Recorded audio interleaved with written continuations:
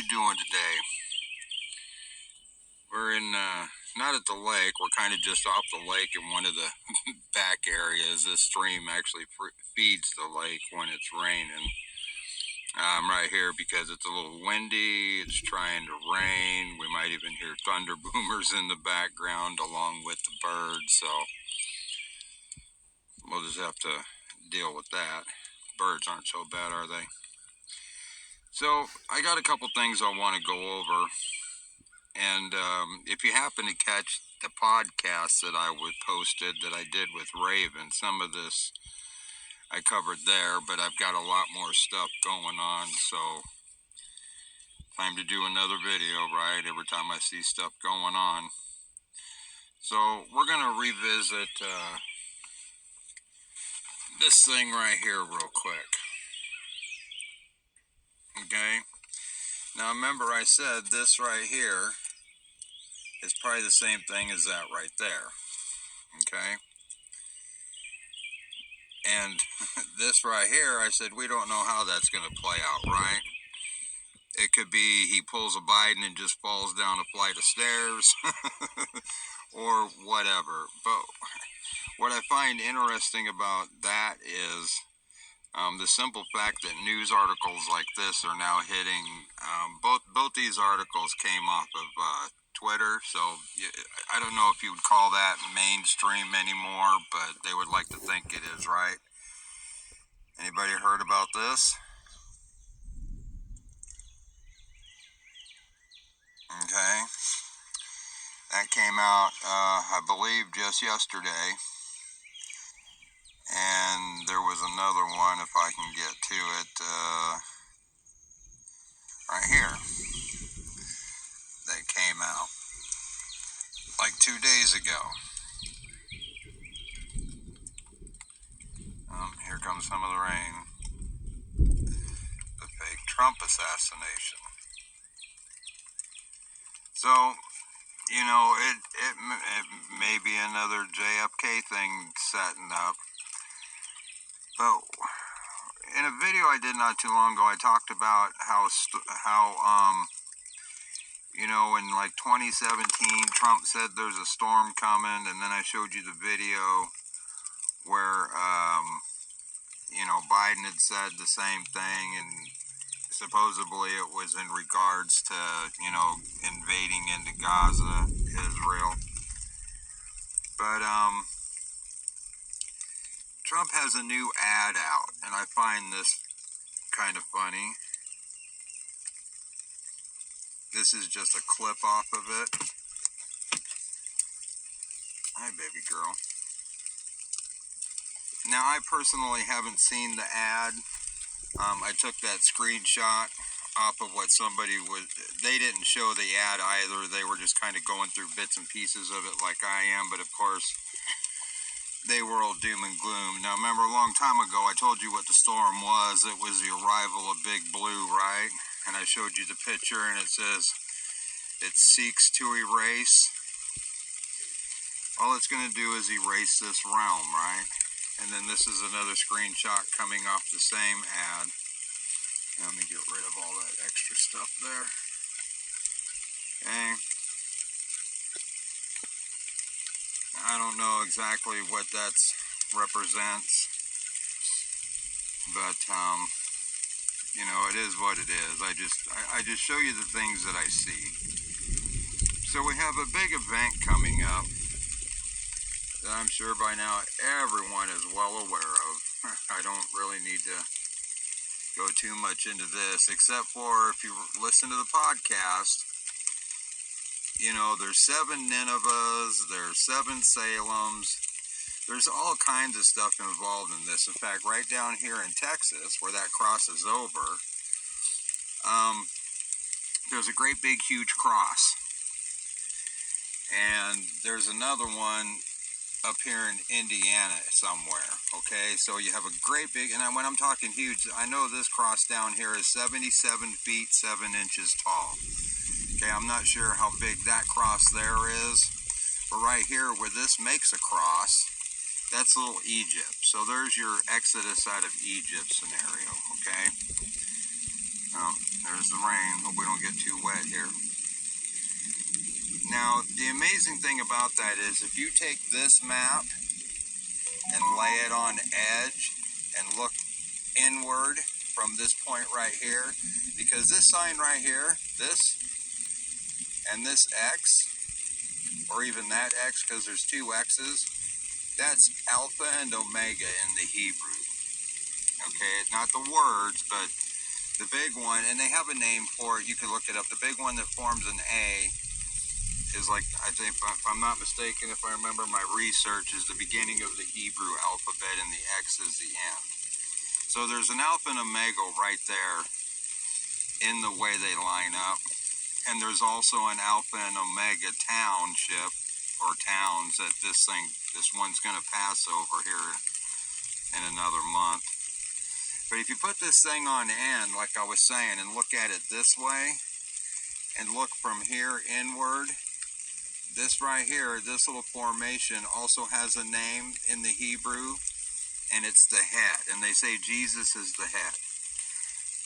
Now, I don't believe half those stories. The way I view the stories coming out of the Bible is like the Matrix movie, right? You can watch the Matrix, and it's got its own storyline, but in it there's some truth. Just like the Star Trek movies I've been referencing, they have their own individual storyline. It's just a story, but in it there's the truth. I think the whole Bible is coded that way, and Jesus very well could represent us. Now, in the dual world we live in, you know, Jesus, Satan took the place on high, right? So, but the whole point I'm making is when you look at the pictures of Jesus hanging on the cross, he's in the foreground. He's the head. That's what this stands for. That little symbol up here is the head. And if you scan across, guess what? There's a cross there and a cross there. The two empty crosses, right? You know, and there again, I don't believe in coincidence. I think things happen for a reason. You know, in one of my videos, I talked about May 8th, or May 18th, right? Because that's 40 days after this eclipse. But just like I said, symbolically, if, you know, if we're revisiting the angelic wars, that's also, you know, angelic, people think of heaven. So heaven upward, the skies, that's also going to be played out in the weather patterns. They're kind of seesawing back and forth between hot and cold, right? So, I also did a video on which was the night before Christmas, and all through the house, not a creature was stirring, not even a mouse. I find this interesting.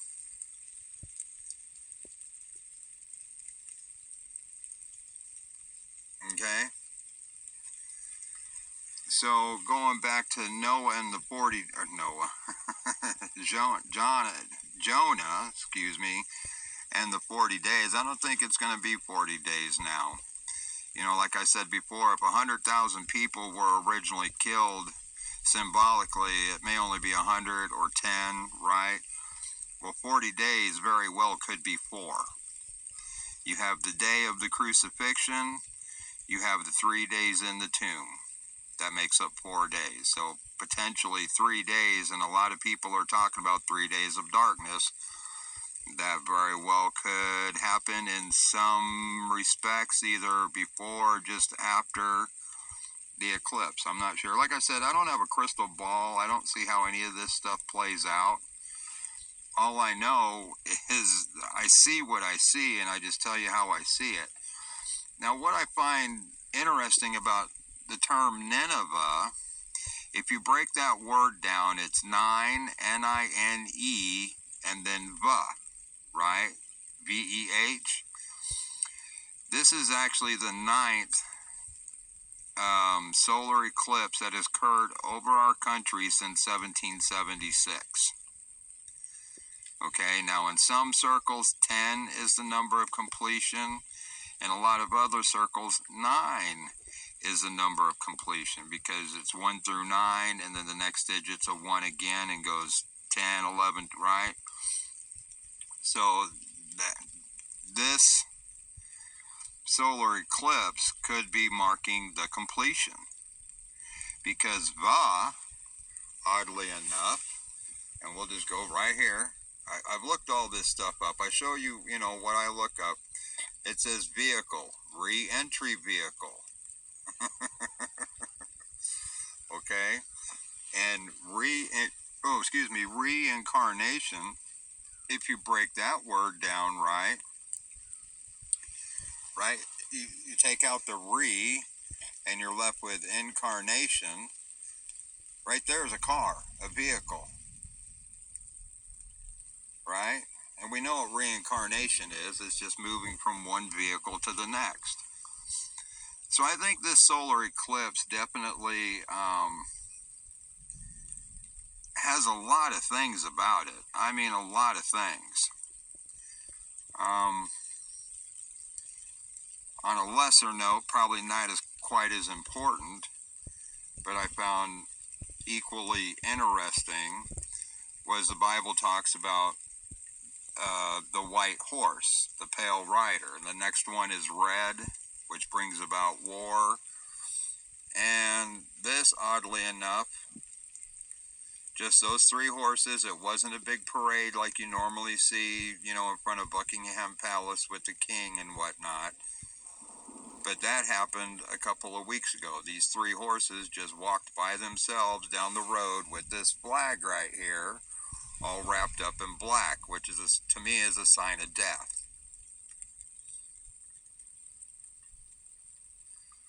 Now, I don't remember the explanation that they gave for it. To me, it doesn't matter, because I'm just going to see it how I want to see it. And again, that doesn't make it right or make it wrong.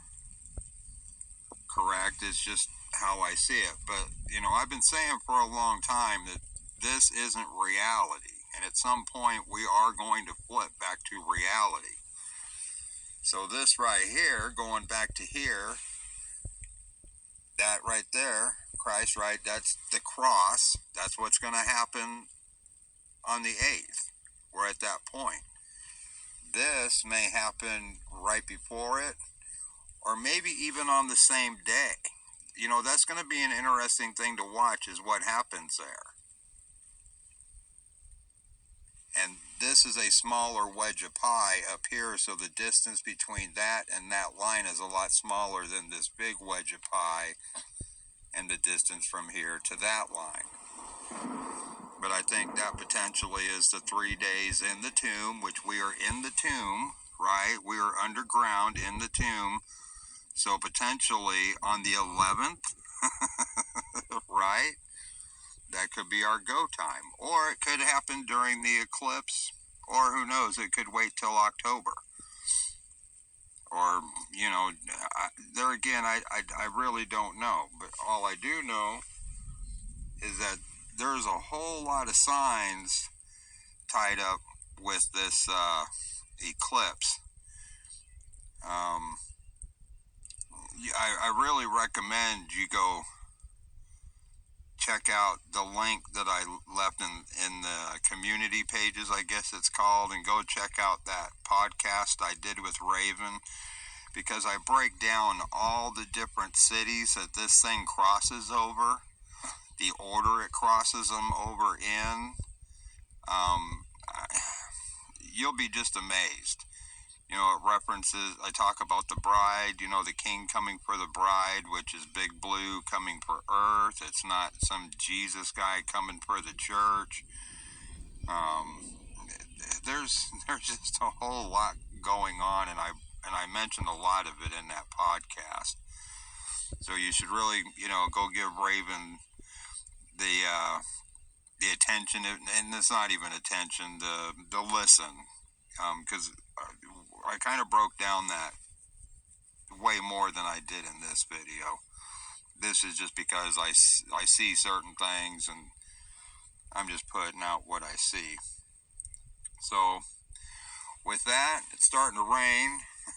So I will try to get out of the rain. I'm really hoping, because like always, I don't have notes with me.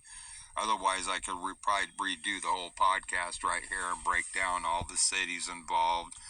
Like I said, there's an Alpha and an Omega.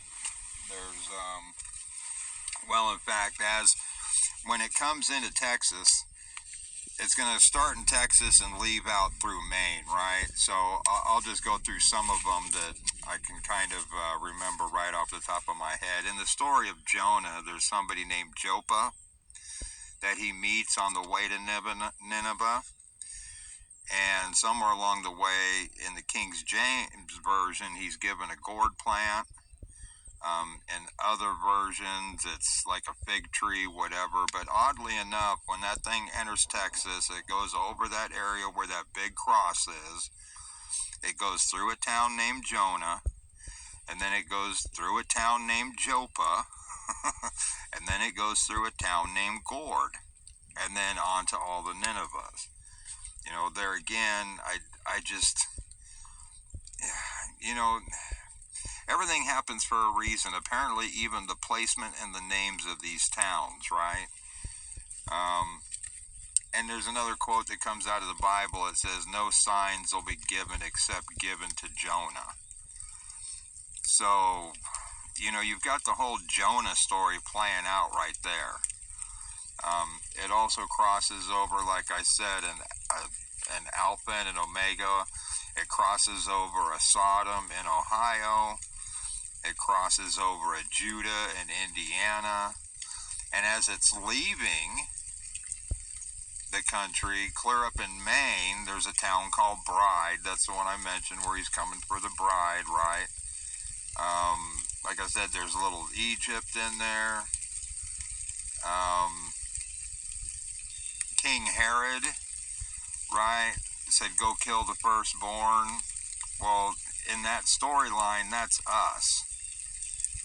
And it actually passes right over a Herod, I believe it's in Illinois, which, come to find out, it has its own little nickname as being the abortion oasis of the United States, I believe, if not the world.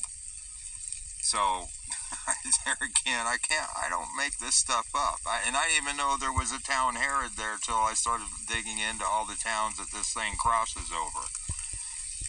So you've got, you know, the Jonah story, you've got the Exodus out of Egypt story, you got all the stories in the Bible playing out in this one event. And I just, you know, and there's a big planetary alignment going on as well at the time. I think it involves Venus, Mars, all the gas giants, and Pluto maybe. There again, and it even passes over a place in Ontario called Pisces Island, which this particular solar eclipse is in Pisces. And if you look at the sign of Pisces, you know, they talk about separating the wheat and the tares. You know, the tail looks like a bent over something, and the head part is standing upright. That, to me, that's also symbolic of the separation of the wheat and the tares. So, you know, there's there's an Elijah even. Aaron, the mouthpiece of Moses, is in there. You know, there's also in Newfoundland a place called Paradise that it's going to pass over. So it's kind of playing out the whole story. Different segments of it are in reverse, like we would expect, because everything's going backwards. But at the same time, you know, it says right in the Bible that the stars, the planets, all this is put there for signs. And to me, like I said, I don't claim to be a Christian. None of that crap. I understand the story. A lot of it's in the Bible. That's why, there again, I keep saying that, you know, you take that Washington Monument, that great big tall thing in the sky, people talk about looks like a penis, right?